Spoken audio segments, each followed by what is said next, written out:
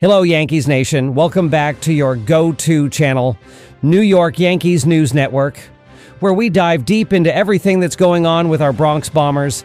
And today we've got some jam-packed updates that just surfaced a few hours ago.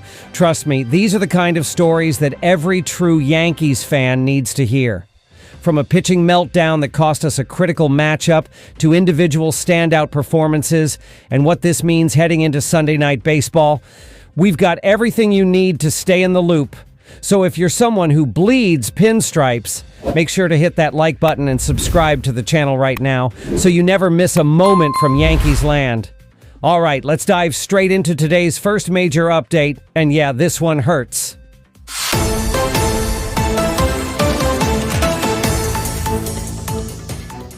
Update 1. Yarbrough's nightmare start buries Yankees despite early offensive firestorm. Saturday night at Yankee Stadium had the makings of a memorable win. The Yankees' bats came out firing, rattling Boston ace Garrett Crochet for 5 early runs, something no other team had managed to do this season. But just when it felt like we were about to notch another win in the column, disaster struck from the mound. Ryan Yarbrough, who has been surprisingly sharp since joining the Yankees, had his worst outing in pinstripes, giving up 8 earned runs over just 4 innings. That's more runs than he had allowed in his last 9 outings combined. It wasn't just one big blast either. It was death by 1,000 paper cuts, soft liners, bloopers, slow rollers. The Red Sox simply found every gap in the infield. And when the defense couldn't convert a ground ball into a force out at third, the innings spiraled into a 5-run disaster. Let's talk about that third inning, because it was brutal. Yarbrough started by hitting Rafael Devers, then gave up a soft double to Rob Refsnyder.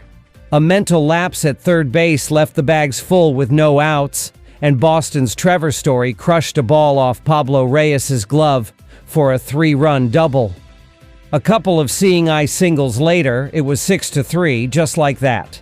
To make matters worse, Yarbrough surrendered a 2-run homer in the very next inning to Romy Gonzalez, and suddenly the Yankees were staring at a mountain-sized 8-3 deficit. Now, credit where it's due, Austin Wells had himself a night. The rookie catcher cranked a 3-run shot early and later added an RBI double, driving in 4 total runs. DJ LeMahieu chipped in with a clutch 2-run single in the 8th inning that pulled the Yankees within 1.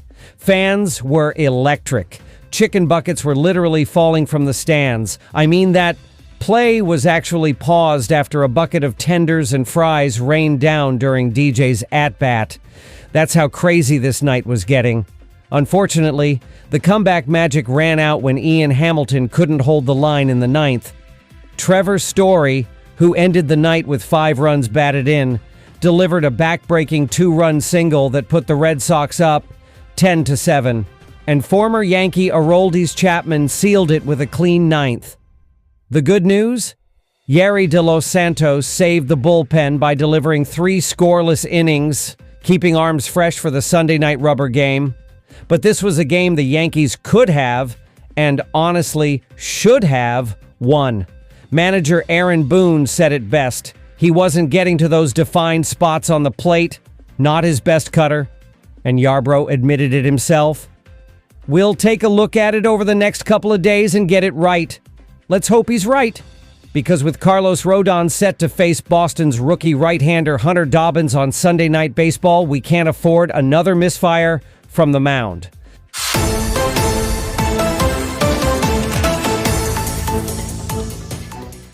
Update 2.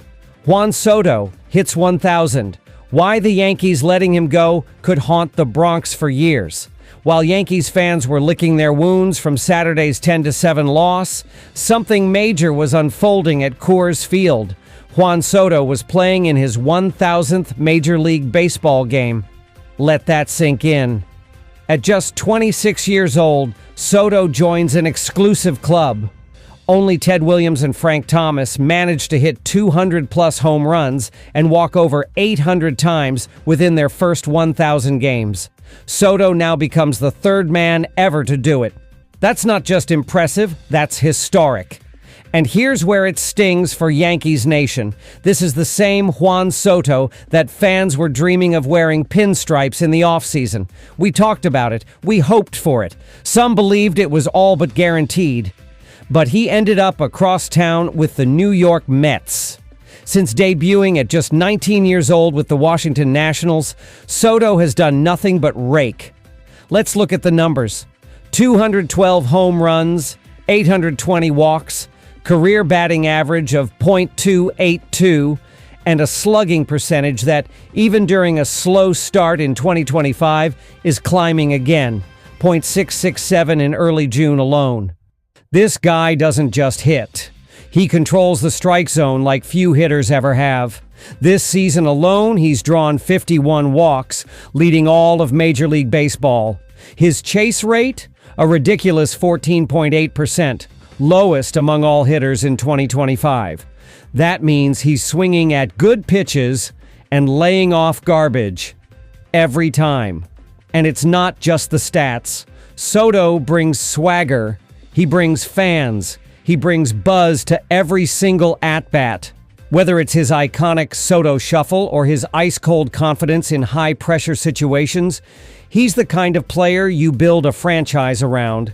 And the Mets did just that with a 15-year, $765 million contract. Now here's why this hits hard.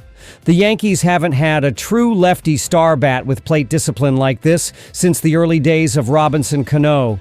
And now, while our lineup is chasing outside pitches and praying for late-game heroics, Soto's over there putting together Hall of Fame-level seasons in Queens. Imagine Soto in the middle of the Yankees lineup right now, protecting Aaron Judge, giving balance, wearing down pitchers.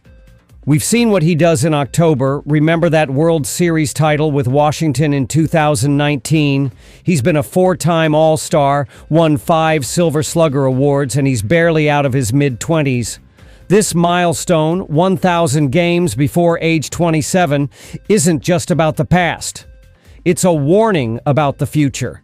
If Soto continues this pace, he's not just a Hall of Famer. He might go down as one of the greatest hitters in baseball history. And as Yankees fans, we have to ask the tough question, did we let a generational talent slip through our fingers? There's still hope. Soto's only 1 year into his Mets journey. But unless the Yankees make an aggressive move down the line, this might be one of those decisions that fans look back on and say, how did we let him get away?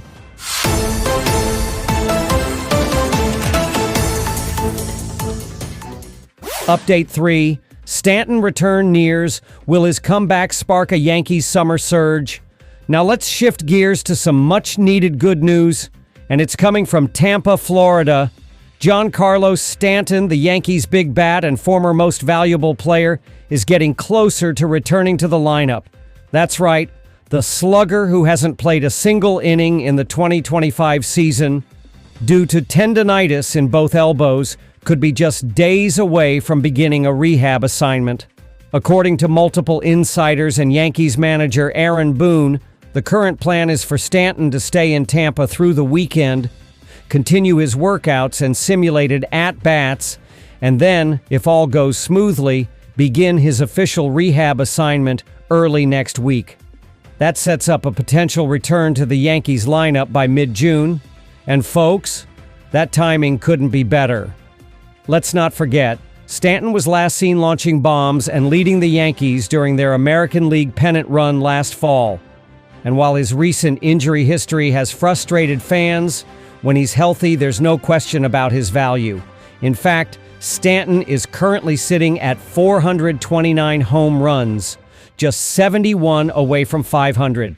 That's Hall of Fame territory. The timing of his return could also be exactly what this Yankees lineup needs. With the offense currently relying heavily on Aaron Judge, Austin Wells, and DJ LeMahieu, adding a power-hitting veteran presence like Stanton gives the team another middle-order threat who can change a game with one swing. But what makes this news even more intriguing is the uncertainty that still surrounds his return. Boone was cautious, saying, "I don't want to speak too soon. We'll see." And when asked if Stanton might skip a rehab stint, something he's done in the past, Boone didn't confirm or deny. That leaves the door open for a faster-than-expected return, depending on how Stanton feels over the next few days. The current signs? Very positive.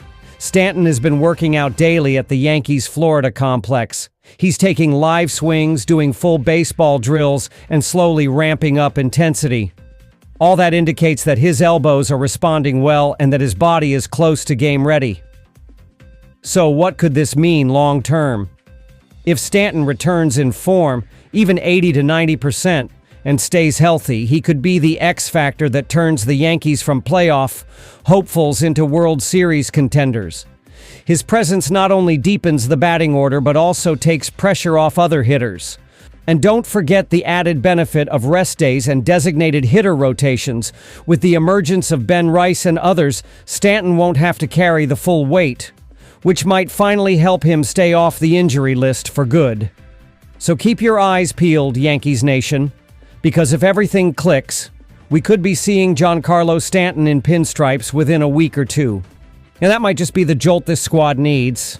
And that's a wrap for today's Yankees coverage. 3 huge updates that could define where this season is headed. If you found this video informative, go ahead and smash that like button. And if you haven't already, subscribe to New York Yankees News Network so you're always first to know what's breaking in the Bronx. Got thoughts on today's topics? Hit the comments.